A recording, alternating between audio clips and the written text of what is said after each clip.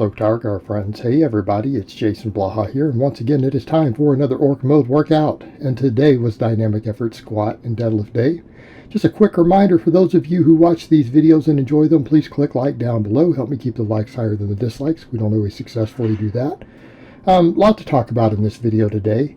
We'll discuss at the end some of the stuff with loose skin and again, confidence. This is something I think that I bring that a lot of other people don't, not just the strength side and the training, but the fact that most of these people can't help anyone who's obese, loose fat.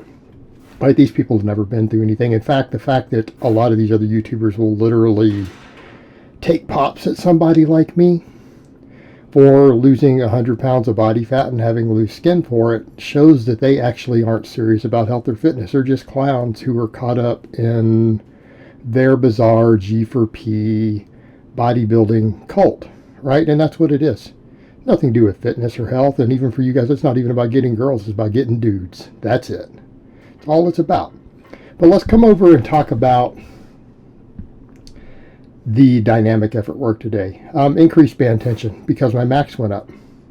So we're running 250 something, whatever. You guys can do the math with the Buffalo bar.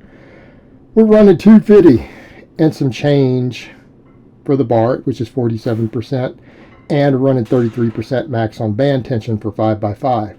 That's based upon my 552 box squat this week. We have to adjust percentages. And actually, this was challenging, but it wasn't as bad as some of it has been. Like, I was surprised, even running the slight increase in bands, because it should be, according to my math, 180 pounds of bands. 180. It's a lot of band tension. It's a lot of band tension. And eventually I'm going to have to get to the more aggressive waves as I get faster. Because again, I'm running the most aggressive one possible. Most aggressive one possible. And the final waves just haven't been doable. And now that I've PR'd, my percentages are higher. They may even be less doable. That's okay, because even the week one wave is very aggressive. Like if you run 47% plus 33% band tension, and you're basically doing 80% for the top half of the lift for 5 rep sets for speed work, it's challenging. My speed hitting those bands isn't always as good as I would like it to be. I have to keep working on it. I do run into some issues with the band pegs or something. I'm going to need to wrap them a little bit so that they don't pinch my feet and stuff. So it's slightly uncomfortable there, which interferes with my work a little bit. And it just has to do with the Rogue design, those T1s that run through there. And because I put my feet up against the edges of the rack, I'm having to pay attention to that today. So it's just a note to be aware of. Bands are a lot of work to set up. It's like people will ask things like, can you give us tutorials on bands? I'm like, dude, you're going to have to figure it out, oftentimes based upon the equipment that you have, and you're going to have to fine tune it. Like, because I don't have the exact setup that you do at your gym or your home gym, I can't show you. You got to be creative, and then you run into different problems, like in my case, because I'm using the Rogue rack, and I'm using the Rogue type band pegs, and because I'm speed squatting with a wide stance, and because of the way I have to set it up, guess what? I run into problems with a little bit of feet pinching. Now, is there a possibility I could adjust maybe and run off that backside and just run the bands at a slightly different tension? Possibly. I'll need to measure it all, and I might need to go that route just to get my feet out of the way there. I'm also worried, though, because of the shift in it, that it's going to pull me forward more because of the way the bands are going to be set up, so that's also a concern. I might have to mess with that, though, just to get around that. So the problem you run into with a lot of your band stuff is very specific to your equipment. And if everyone had the exact same racks and the same pegs and monoliths everywhere in the world, in every home gym and every commercial gym, sure, we could come up with some standardized stuff, but they don't. Like, I have clients even who use bands, and they're all set up all sorts of different ways. Like 6 different band setups. And they're all very different. They have to base it on what they have. I had to adjust what I was doing. The other way I was setting up these is not working. I decided, again, let's do conventional. And I wanted a hell of a lot of band tension. I want like 40%.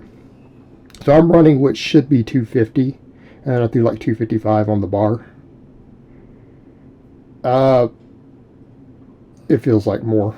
I probably need to remeasure this setup. I think because that old measurement was for sumo, and I'm taller on conventional when I stand up at the top, it just feels ridiculous at the top. That doesn't feel like just 500 pounds up there. Let me put it that way. I don't feel like I'm blocking only 500 pounds. But that's also the way bands feel. Bands are crazy like that. But notice how much faster I am with this. Even with more aggressive bands, look how much faster I am on this in sumo. I need to just run them conventional for a while. I'll let the sumo wide stance stuff be trained by the box squat, the speed boxes. I get way more volume there. I really need that deadlift to keep climbing. And I need to be able to go heavier and faster so that I get the grip training. All right, we got to work that grip. Grip, grip, grip, grip, grip. I feel like at this point, grip is the only thing holding me back on the deadlift. But even doing my speed pulls conventional, still going to help my conventional. I need that baby to climb. Like that 250 for this year, I don't think that's going to be an issue. I think at this point, if my grip just gets stronger, I've already got 250. Okay. I feel like I've already got it as long as my grip can match. So then we start working up. So I've got to get ahead on that grip. I've got to get ahead on the grip. Grip's going to be the name of the game. Also, bicep injury prevention is going to be the name of the game. We'll talk about that later. A lot of injury prevention stuff we need to be thinking about. I almost didn't want to do good mornings after the speed work today. It's just so taxing relative to doing a max. But I'm like, let me go ahead and just try to PR. Went up 10 pounds. I only got 10 on my first set. Now, this is my first time doing rep work with this weight. I did 365 on max day for 3 sets of 10. But I did more work first. So getting 375 for one set of 10 was tough. And when I went to get the second one, I got like 6 or 7 reps. Had to rack it. I'm like, I'm done. My T-spine is shot. It's my hamstrings, my T-spine, everything was lit up. But those heavy bands, running 250 pound of band tension on speed pulls, my upper back got trashed. And that's kind of the point. You know, what have I said? I need to continue to work on my upper back for my squats and stuff. That super heavy band tension on speed pulls works the upper back really hard. And I can handle more of it on conventional, so therefore I'll do conventional, in addition to the grip training that I need. But my T-spine was throbbing already by the time I got to these. So to even have gotten that PR, I'm happy. Because that's still a PR, guys. Let's keep in mind, a couple of weeks ago, I'd only done 355 for 6. Then did it for 3x10. Then I couldn't quite get 3x10 with 365. Then I got it. Now we got 10 with 375 and couldn't complete the second set. But it's on speed day. Let's see what happens on deadlift day next week. I have a feeling that after hitting a max deadlift and no other volume, I think I'm going to smash this for 3x10. All right, then where are we going to be? Where are my lifts going to be after that? I don't know. What happens when we get to 405 for 10? I wonder where my deadlift's going to be at that point. All right, I pulled 625 off a 1-inch deficit. I decided to mess with chains. I'm like, I'm tired of messing with the bands for these. Let's rotate it up. Let's try chains. I've never messed with chains before. Lord have mercy. I need to drop those chains a hair lower than that. This is the first set I did with the actual chain hooked up. I just kind of stood up with it, looked at the height, and said, this looks about right. I need to find a way to extend that a little longer down, which I have the stuff to do. But I can add another 8-10 inches. And then my chains won't be risking hitting those pads. I got 10 on the first set. It took me a little bit to kind of adjust and figure out what I'm doing with holding onto it. For those curious, with the lead chain, because the lead chain's 4.5 pounds and 2 17.1s,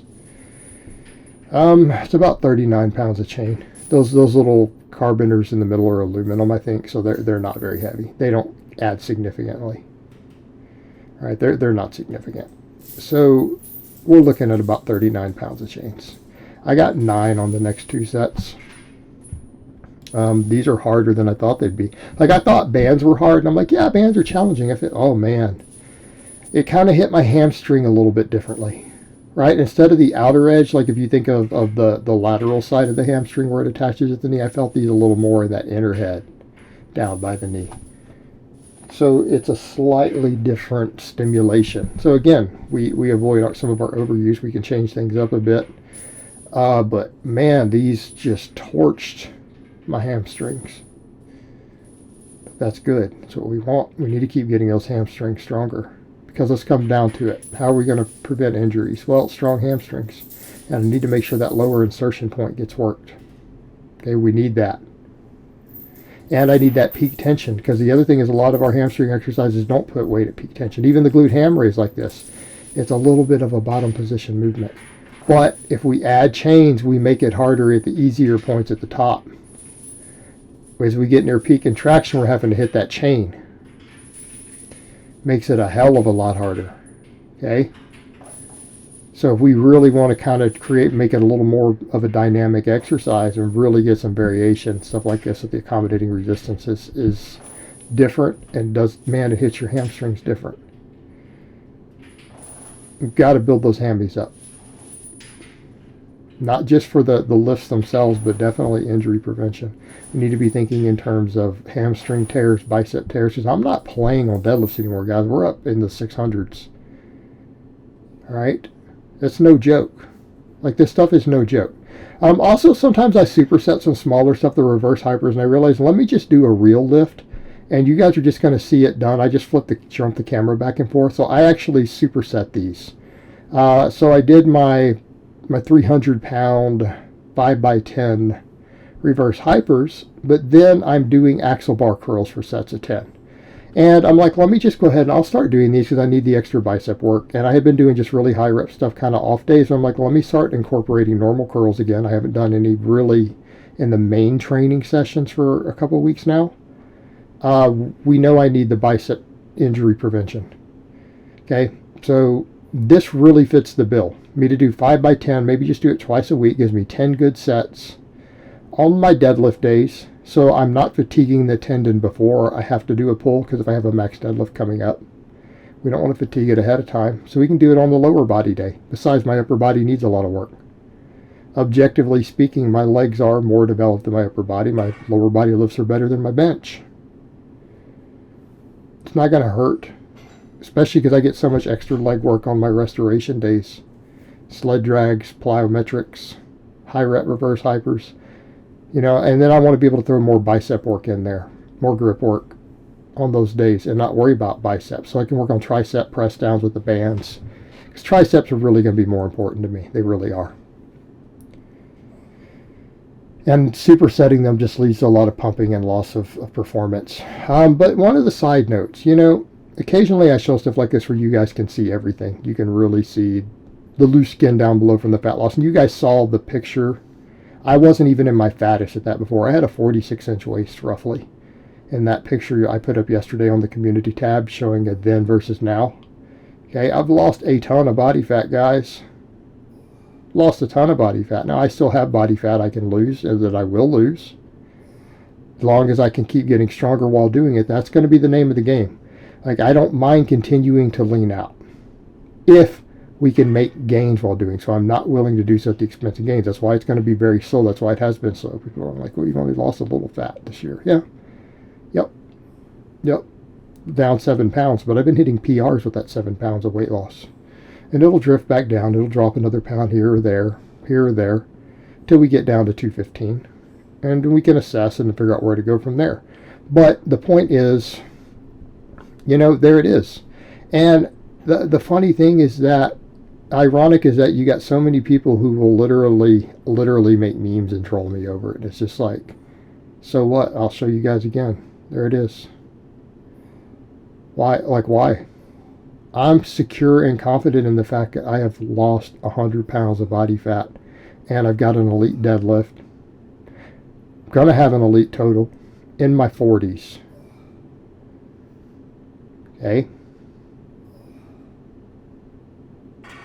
What are you guys doing? The guys who are literally making fun of it, what are you guys doing?